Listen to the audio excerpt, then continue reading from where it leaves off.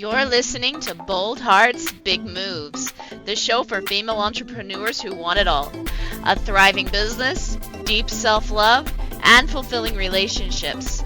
I'm Erin Anderson, and each week we will dive into how to set stronger boundaries, make empowered choices, and show up in life and business with boldness, authenticity, and heart.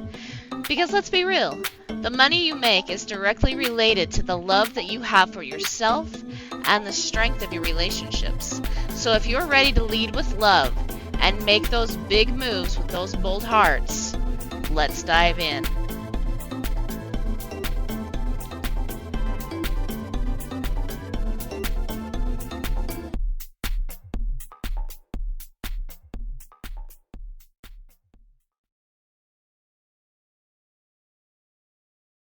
Hey everyone, welcome back to another episode of Bold Hearts, Big Moves. Today I want to talk about the prove it problem. Now, what do I mean about the prove it problem? Well, basically what the prove it problem is when you feel that you have to prove it, prove it, prove it. I see this a lot in women, and I think especially in female entrepreneurs. This just whole, I have to prove myself. I have to prove my worth. I have to prove it, prove it, prove it. Because one, I think it's a societal thing. There's a lot of pressure put on women in general, and I'm not discounting the guys here either, because I feel like there's pressure put on both sexes, for sure. But I know for a woman, the pressures put on us are we have to look a certain way. If we don't have this beautiful exact figure, somehow we're not as valuable. Like our worth is somehow diminished. If we don't have our hair and makeup perfect, if there's actually two stigmas right now, like if we don't have the perfect family or if we don't have the perfect career, right? Perfect, perfect, perfect. And if we don't meet those perfection standards, then we are somehow not as worthy, not as good, not as valuable. And so we try super, super, super hard to try and meet these standards. We try to prove it. But the problem is that's a whole lot like spinning your wheels and getting nowhere, right? Now, I'm not saying like don't go for physical fitness. I'm not saying don't work hard. Don't go for your goals. No, that would be silly for me to say something like that. Please, totally go for your goals. But I want you to really consider, is the goal that you have rooted in I have to prove it? Or is the goal rooted in it's something I want for me? It's a very different energy. It's a whole different mindset. It's a whole different process. And, I totally get it. I've been there. I've done that. I once in a while even still find myself feeling like I have to push, push, push, hustle, hustle, hustle, try so hard, only to find that I'm getting nowhere, right? And this is why we have that hustling energy. Whether you're mom trying to create a perfect house, or you're an entrepreneur trying to create that perfect business, or you're a combination of both, like me, right? You may be feeling kind of frustrated, kind of flustered because you're trying to achieve something that you actually really don't want to achieve. So let me give you an example. My house sometimes looks like a tornado hit it. Okay. And I personally do better in cleanliness, organization. I just do so much better. I feel better when my house looks a certain way. But I also am training and raising 6 children in these walls, right? And a large piece of the house I have given to them because I feel like, personally to me, for them to have a good relationship with themselves, it is also important to step back and feel a little bit of pride in the work that they've done. Now, that's not always going to look exactly the way I think it should. And sometimes it looks like an absolute disaster, not gonna lie.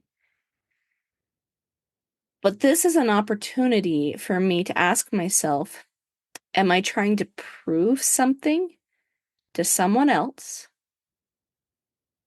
Or what is my greatest desire? Yes, I want a clean house, right? And personally, I do feel like I feel so much better. I feel more abundant. I feel less like a crazy person when my house is nice and neat and organized. But I also value very highly the education my kids are getting, not just in math and reading and science, but in the relationship that they have with themselves. That is something they learn here at home through keeping their spaces clean. And in order for them to keep their spaces clean, sometimes there does have to be a mess so they can feel themselves how they don't want to feel. You have to have a balance between what you do want and what you don't want to be able to push yourself towards what it is you do want. But there's a good chance that if you're sitting here in this prove it, prove it, prove it energy, you're pushing towards something that maybe you need to step back and really ask yourself if that's something you truly do want. Now, before you tell me, well, yes, of course I want that clean house. Well, yes, of course I want that successful business. Yes, of course I want. Ask yourself why and what you're doing this for. If you're doing it for someone else, you're going to find yourself stuck in that prove it energy. If, however, you're doing it for yourself, you give yourself a little bit of grace. And I'll tell you something. There are going to be times when people come into your life, and sometimes those people are people you do love dearly. I mean, I've totally had this happen to me before where someone very dear to me, and still is dear to me, always will be, but they were in such a very, very hard space, and I can tell that they're hurting, right? But it often landed back on me. Their negative thoughts, their negative patterns, their negative whatever, right? And a lot of this prove it, prove it would be coming out of them. So if I said something along the lines of, well, I'm hitting 6 figures this year, my business is going towards 6 figures, right? And actually it did. They didn't want to believe me, and they told me to prove it, prove it, prove it. And in the way they were in demanding that I proved things to them was inappropriate. It was absolutely and utterly inappropriate. And so I had to step back and ask myself for just a minute, what is the best thing for me in this moment? Well, I wasn't going to prove anything to them. I didn't need to. because I have this boundary, which is truth will prove itself. I don't have to prove the truth. The truth will eventually prove itself. Whether it be in this life, the next one, it doesn't matter. Truth will eventually prove itself. Truth has foundations in it. So if I'm going to say something that's true, I don't have to prove that to someone else. It'll eventually be proven on its own. I don't have to do it. I'm not going to put forth that time and energy and effort. And not only that, I'm not going to spend my energy and my thoughts and my emotional, mental, physical, and spiritual resources on some type of a wild goose chase that's not going to make anybody happy. That's just straight up it. I'm not going to spend my resources on something that doesn't bring me joy, nor does it bring anyone else joy. And I knew for a fact that if I were to prove it, prove it, prove it to this person, like in any way, to be honest with you, it wasn't going to make anybody happy. It wouldn't have brought anybody any joy. And the other thing, too, that I would think about often, because this person did end up walking out of my life. And there's been times where this person has tried to pop back up once in a while just to stop me from saying something that they didn't like. But the truth of the matter is, I also recognize that if somebody is proud of their actions, they don't feel the need to silence other people about them, right? So, what has this boundary of I don't need to prove the truth will prove itself, and the boundary of I will act in a way that best suits me, my life, my purposes, and my passions. This boundary that I don't have to prove it to people. How has that turned out to serve me well? Well, yes. You might take a look and say, well, that the loss of that person was hard, and it was. I still love this person deeply and dearly, and I always will. But it brought in new people to my life. It brought in people that actually do want to support me, that actually are getting results, just having a relationship with me, a really honest and authentic relationship with me, where we don't feel ashamed for the things that we say and do. We champion each other. We shout the praises out to each other. And we really love what the other person's creating. I love that about the people that are in my life now. And it gave the other person space, which is something I feel like they probably needed and wanted anyway. It gave them the ability to not have to be in a relationship with somebody that made them uncomfortable, somebody that they really didn't want to be around. And see, another one of my boundaries around this is that I do not force myself upon people. I won't do that. I'm not going to beg people for a relationship. If they want one with me, they'll have one because they love my authenticity and they themselves love being authentic. And what that's created for my business is this actually really helped me go 6 figures this year because I have authentic relationships. People who really know what it is they want and they're willing to do what it takes to get there. They value my mind. They value my opinion. They value me. They see the value in me and they're willing to invest in me to help them get where they want to be.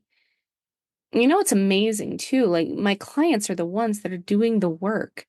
They're getting out there, they're changing lives, and they're finding this sense of self that they never felt before. They're understanding themselves in a way that makes them love who they are because they're learning some of these same boundaries. The boundary of, I don't need to prove truth. Truth will prove itself. The boundary of, I'm not going to do something that is out of alignment for me.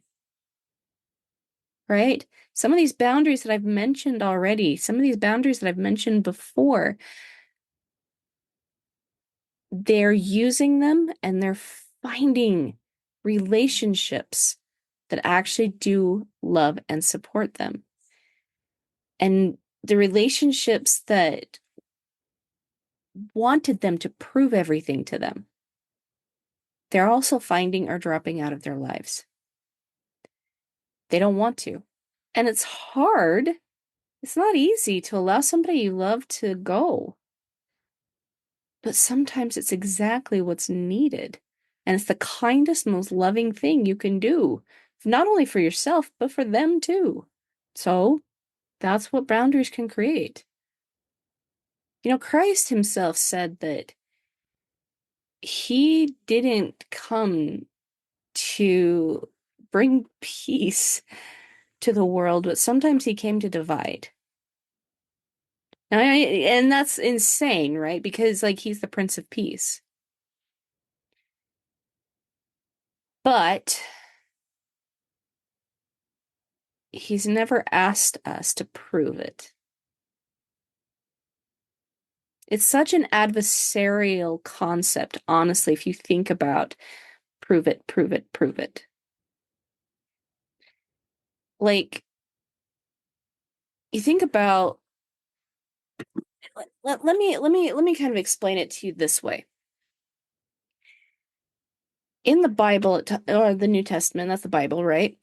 It talks about how Christ was tempted after he had fasted for those 40 days and 40 nights.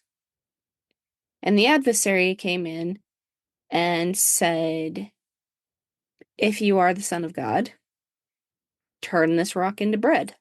If you are the Son of God, throw yourself off this building. The angels will catch you. You're too weak. You need to fall down and worship me. If you really are who you say you are, prove it. Prove it, prove it, prove it. And Christ, in his infinite wisdom, knew this boundary of, I don't need to prove the truth. The truth will prove itself. Simply stated the truth. Men do not live by bread alone. Get behind me. You have no place with me. And there was a separation. There was a separation between brothers in that moment, an intense one. But Christ knew who he was, and he was not willing to compromise. He knew he didn't have to prove anything, and he never asked us to prove our worth when he climbed up on that cross. Well, okay, in all honesty, he didn't climb up, he was nailed to the cross, right? But he did it willingly. The greatest being of all was nailed to a cross, suffered the most humiliating death, and possibly the worst death you can imagine. He suffered immensely. But he's never once asked us to prove that we were worth his life. He just knew it. Because truth is truth. I don't have to prove the truth. The truth will be proven all on its own. The truth has the power to prove itself.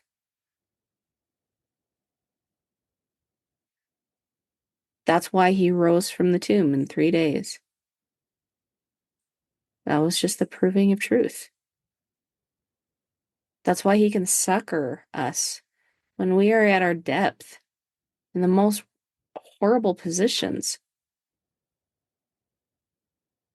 It's just truth proving itself. It has that ability, it has that power. So instead of operating within the prove it energy, we operate within truth and allow truth to take care of itself. See, the universe itself works within truth. It works in love. It works in peace. It works in these things. And when we are able to sit in these places on an emotional, mental, physical, and spiritual level, it naturally attracts people looking for that energy towards us and detracts people who aren't. And you can look at this all throughout history, the good repelling things that are not good. But yet, it's not the good's position to move. When we are out actually creating good, doing good, honoring the things that we've been asked to honor, to love God, to love thy neighbor as thyself. It doesn't mean we allow other people to walk all over us, but it definitely doesn't mean we walk all over them.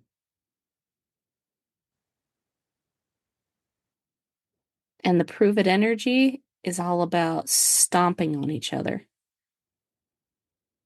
Be it living in truth. The other person may feel stomped on, but truth is truth. And eventually will be proven all on its own. And the most wonderful thing is when that truth is actually aimed at us.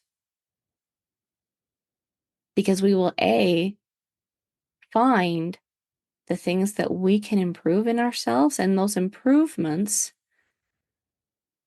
are going to lead to more prosperity, a better life, more money, more relationships that love and support us. We may find our mission and purpose, and we definitely find a deeper connection with God because He is the God of truth. We don't need to prove it. There's no need to prove it, ever. And if you're feeling like you have to prove something to yourself, let me simply say this. Give yourself a little grace. Give yourself a little peace. Give yourself a little time. Support is there, but you must first and foremost support yourself. And supporting yourself means setting a goal and finding the strategy, energy, and structure that matches that goal and moving towards it. Miracles literally fall at the feet of the people who choose to use this wisely. Because miracles are born of truth, not hustle. All right, my loves. I hope that was helpful for you this week. And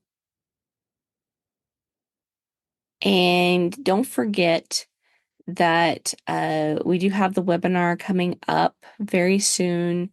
How to boundaries that help you create more money, clients, success, and love. And I hope I see you there. I will be giving you guys the registration page very soon. But also don't forget to text the show. Let us know if you have any questions, if there's anything we can do or help you answer. And until then, I'll see you next time. Bye.